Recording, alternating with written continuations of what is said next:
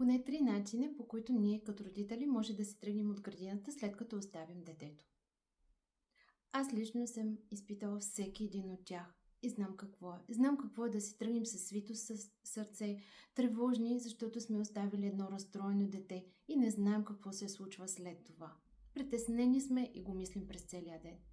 Знам какво е и детето да влезе с усмивка и в настроение, а ние да си тръгнем спокойни. Но има и трети вариант. При него не е задължително детето да не плаче. Задължително е ние да сме уверени в това, което се случва, да сме спокойни с ситуацията, за да може да предадем тази увереност и спокойствие и на него. А това идва, когато знаем, че оставяме детето си на едно добро място. Направили сме максимума за себе си и за него. Знаем, че там то ще получи подкрепа. Знаем, че ще се успокои. Не се съмняваме в избора си. Нашата цел в програмата за плавна адаптация не е децата винаги да не плачат.